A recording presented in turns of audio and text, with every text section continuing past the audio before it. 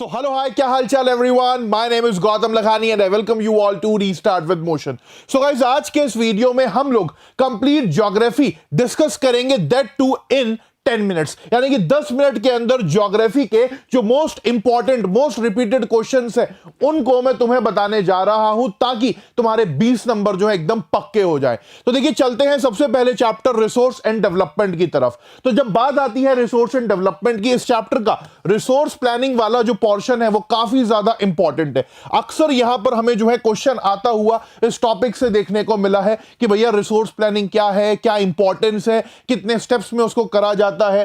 Then उसके बाद sustainable development वाला जो पॉइंट है कि भैया सस्टेनेबल डेवलपमेंट क्यों जरूरी है कंट्री के डेवलपमेंट के लिए, तो ये भी काफी इंपॉर्टेंट क्वेश्चंस है, अक्सर हमें एग्जाम में देखने को मिल जाता है। साथ ही साथ जो एजेंडा 21 वाला टॉपिक है यहां से वो भी इंपॉर्टेंट हो जाता है। इसके बाद बात आती है लैंड डिग्रेडेशन की कि भैया जमीन को डिग्रेड होने से, लैंड को डिग्रेड होने से कैसे बचाया जाए, तो ये टॉपिक भी इंपॉर्टेंट है। तो यहां पर जब बात आ रही है रिसोर्स एंड डेवलपमेंट की, तो ये 3 से 4 टॉपिक यहां पर काफी इंपॉर्टेंट हो जाते हैं जो आपको कभी भी मिस नहीं करने हैं किसी भी हाल में। अगला चैप्टर चलते हैं फॉरेस्ट एंड वाइल्ड लाइफ की तरफ। तो फॉरेस्ट एंड वाइल्ड लाइफ की जब मैं बात करता हूं तो जो सबसे पहला क्वेश्चन है that is the destruction of forest and wild life is not just a biological issue, कि भैया जो फॉरेस्ट एंड वाइल्ड लाइफ का हमारा लॉस हो रहा है ये सिर्फ बायोलॉजिकल इशू नहीं है, इसका हमारे कल्चरल डाइवर्सिटी पर भी इंपैक्ट पड़ेगा। तो आपको बताना है कि किस तरीके से फॉरेस्ट और वाइल्ड लाइफ का जो लगातार लॉस हो रहा है वो हमारे ओवरऑल वेलबींग पर क्या इफेक्ट डाल रहा है। 2022, 17, 13 कई बार ये क्वेश्चन जो है पूछा जा चुका है। इसी के साथ साथ how do communities incorporate trees into their cultural practices, तो ये वाला पॉइंट भी इंपॉर्टेंट है कि किस तरीके से कम्युनिटी पार्टिसिपेशन के साथ जो है यहां पर हमें चीजें देखने को मिलती हैं, फॉरेस्ट एंड वाइल्ड लाइफ का कंजर्वेशन हमें देखने को मिलता है। तो ये 2 टॉपिक्स बहुत इंपॉर्टेंट हो जाते हैं forest and wild life chapter से, जो मिस नहीं करने। फॉरेस्ट एंड वाइल्ड लाइफ के बाद तीसरा चैप्टर आता है भैया वाटर रिसोर्सेज का। तो देखिए जब बात आती है वाटर रिसोर्सेज की, तो इस चैप्टर का जो सबसे इंपॉर्टेंट टॉपिक है that is rain water harvesting. तो किस तरीके से रेन वाटर हार्वेस्टिंग इंडिया के अलग अलग पार्ट्स में करा जाता है ये बहुत इंपॉर्टेंट है। कई बार ये क्वेश्चन आपका आया हुआ है, तो तुम्हें हिमालय से लेकर के बंगाल तक, राजस्थान तक, हर तरफ जो अलग अलग वाटर हार्वेस्टिंग टेक्निक्स हैं, रेन वाटर हार्वेस्टिंग टेक्निक्स, उनके बारे में लिखना है। देन बात आती है मल्टीपर्पज प्रोजेक्ट्स की कि भैया डैम्स के क्या नुकसान है, क्यों डैम्स जो है स्क्रूटनी वगैरह के अंदर रहे हैं, ये भी कई बार पूछ लिया जाता है। इस क्वेश्चन के साथ साथ मैं कहूंगा कि एडवांटेजेस भी देख लेना थोड़े से, तो डैम्स के एडवांटेजेस और डिसएडवांटेजेस दोनों चीजें एक बार देख लेना। साथ ही साथ तीसरा वाटर स्कैर्सिटी, जो आज के समय में हमारे सामने सबसे बड़ा प्रॉब्लम है, सबसे बड़ी चैलेंज है, यहां से भी अक्सर क्वेश्चन आ जाता है कि काहे वाटर स्कैर्सिटी की दिक्कत समस्या हमें आजकल देखने को मिल रही है। तो ये 3 टॉपिक्स वाटर रिसोर्स चैप्टर से तुम्हें बिल्कुल भी मिस नहीं करने, रेन वाटर हार्वेस्टिंग, डैम्स के बारे में एंड वाटर स्कैर्सिटी के बारे में।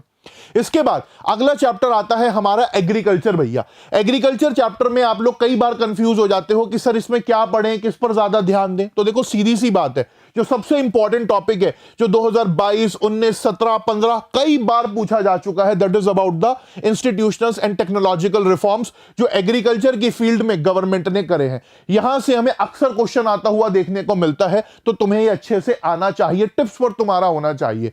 चाहे ग्रीन रेवोल्यूशन हो या आगे चल करके मॉडर्न इनपुट्स का इस्तेमाल करना हो, किसान क्रेडिट कार्ड या एग्रीकल्चरल रिसर्च पर काम करना हो, हर चीज तुम्हें पता होनी चाहिए।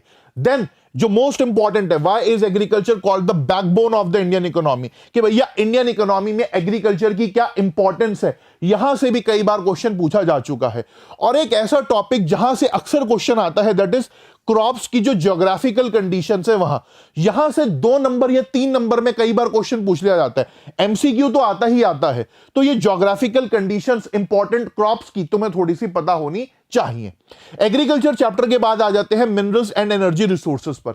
Minerals and energy resources chapter जो है मैप वर्क के पॉइंट ऑफ व्यू से काफी इंपॉर्टेंट है, काफी फैक्चुअल चैप्टर है, बट उसके अलावा भी minerals occur in various forms, तो आपको बताना है मिनरल्स किस तरीके से अलग अलग फॉर्म्स में बनते हैं। तो igneous rocks, metamorphic rocks, then उसके बाद सेडिमेंट्री रॉक्स के अंदर, देन रिवर बेड्स के अंदर, देन प्लेसर डिपॉजिट्स, किस तरीके से मिनरल्स का अक्रेशन होता है, बनते हैं, वो आपको यहां पर लिखना है। ये क्वेश्चन 2024, 20, 18, 15 कई बार पूछा जा चुका है।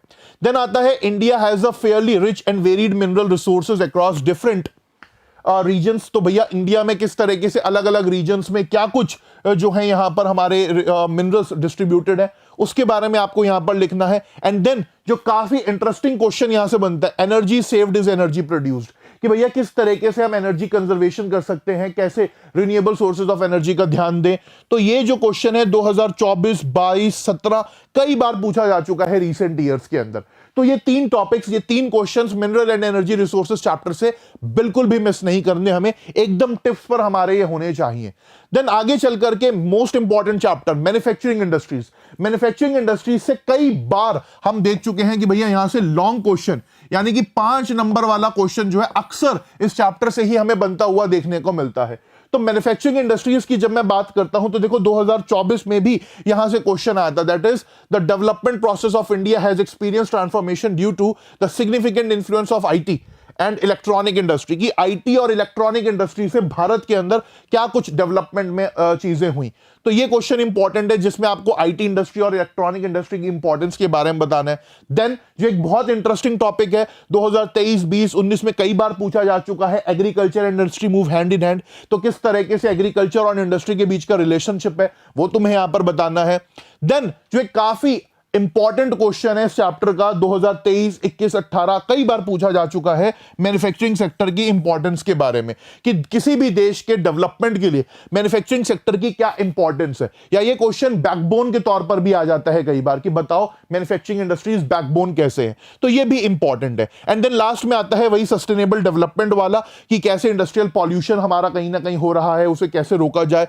तो इंडस्ट्रियल पॉल्यूशन वाला टॉपिक भी यहां पर जो है इस चैप्टर से इंपॉर्टेंट हो जाता है। इंडस्ट्रियल पॉल्यूशन में कई बार एनटीपीसी के बारे में भी वो तुम्हारे से पूछ लेता है कि किस तरीके से एनटीपीसी ने इस प्रॉब्लम को सॉल्व करा, या एनटीपीसी ने क्या कुछ मेजर्स लिए, that is national thermal power corporation. तो मैन्युफैक्चरिंग इंडस्ट्रीज चैप्टर से इन सब टॉपिक्स पर तुम्हें ध्यान रखना है, ये टॉपिक्स बिल्कुल भी तुम्हें मिस नहीं करने।